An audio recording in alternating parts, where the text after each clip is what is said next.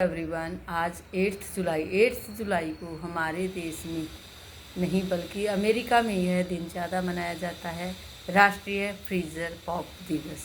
राष्ट्रीय freezer pop दिवस का अर्थ है गर्मी के दिनों में फ्रीज़र पॉप का एंजॉय करना और उसका मज़ा लेना, बच्चों की तरह आनंद उठाना, बच्चों की तरह उसको खेलते हुए खाना और उसका लुत्फ़ उठाना है। फ्रीज़र पॉप मीन्स जो फ्रीज में कुछ थैली में कोई चीज़, जैसे कि आइसक्रीम, हमारे यहाँ आइसक्रीम बोलते हैं, इस तरह से पैकेट में कोई भी चीज़ जो पैक करके उसको फ्रीज़र में रख दिया जाता है और वो फ्रीज़र हो जाती है, जम जाती है, तब उसका एंजॉय किया जाता है। तो वह क्या है? आइसक्रीम। और बच्चों को क्या है? आइसक्रीम खाना बहुत पसंद होता है।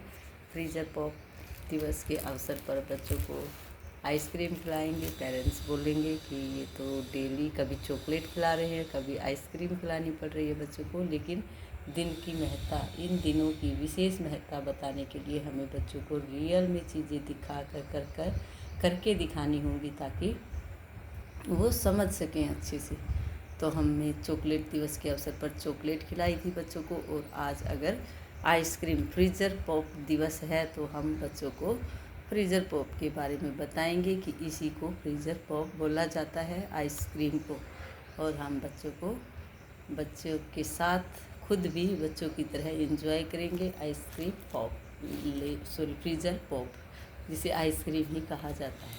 आज सबसे पहले हम डेट एंड डे बताएंगे, बच्चों को डेट बताएंगे। 8th व्हाट्स द डेट बच्चों से पूछेंगे। बच्चों से हमने कल ही पूछा था कि कौन सी डेट है, तो बच्चे 7th का, बच्चों आपने बताया था कल 7th थी, तो आफ्टर 7th क्या होगा? 8th जुलाई। हम बच्चों को बोलेंगे व्हाट्स द डे टुडे, बच्चे बोलेंगे 8th July. What's the day today, कल मंडे था, आफ्टर मंडे क्या होगा? ट्यूसडे। बच्चों से पूछना है, बच्चों को ये चीज़ें याद करवानी है। आज हमें आइसक्रीम डे के अवसर पर हम बच्चों को इस तरह से अलग अलग तरह की आइसक्रीम बनाएंगे और उन आइसक्रीम के अंदर हम आज लिखेंगे मैथ की काउंटिंग। जैसे हमने यहाँ ये आइसक्रीम बनाई, वैसे फ्रीज़र पॉप तो ये वाली आइसक्रीम है, क्योंकि ये थैली में फ्रीज की जाती है और ये आइसक्रीम है। इस तरह से बच्चों को हम आइसक्रीम के बनाकर इसके अंदर हम लिखेंगे आज नंबर।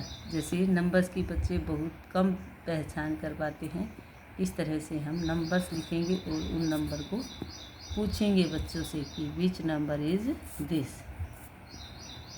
10 तक के नंबर का रिवीजन करवाएंगे पहले। 1, फिर से भी लिख सकते हैं हम, 1 अगेन 6, 3, 2, 9। इस तरह नंबर लिखने के बाद हम बच्चों से पूछेंगे, कोई भी बच्चा कोई भी नंबर हम टच करके पूछेंगे, tell me which number is this. कई बच्चे पहचान कर पा रहे हैं, कई नहीं कर पा रहे हैं। तो अगर जो कर पा रहे हैं वो बोलेंगे 4, नहीं कर पा रहे हैं उसे हम इस तरह से इसके साथ ही डॉट बना कर देंगे, 1, 2, 3, 4। और बच्चे को बोलेंगे कि इनको काउंट करो। बच्चा इसको काउंट करेगा, 1, 2, 3, 4। और फिर बच्चे को बताएंगे कि ये नंबर 4 है, ये जितने डॉट हैं उतना ही ये नंबर है। इस तरह से हम बच्चों को नंबर की पहचान करवाने की कोशिश करेंगे। इसी तरह जैसे यहाँ 3 है, बच्चे 3 नंबर बताएंगे, कुछ बच्चे कुछ नहीं बता पाएंगे, तो हम यहाँ डॉट लगाएंगे या और कोई भी शेप बना सकते हैं। बच्चे को बोलेंगे कि इनको काउंट करो, बच्चा इसको काउंट करेगा, 1, 2, 3। अब बच्चा अपने आप बोलेगा कि ये 3 नंबर है, 1, 2, 3। इस तरह से 3 नंबर पहचान पाएगा। आज इसी तरह का वर्क यहाँ करवाएंगे और यहाँ हम छोटी छोटी कुछ आइसक्रीम बनाएंगे। जीके क्वेश्चन होगा हमारा। जैसे यहाँ हमने बनाई कुछ आइसक्रीम और हम बच्चों से पूछेंगे कि how many ice creams are there.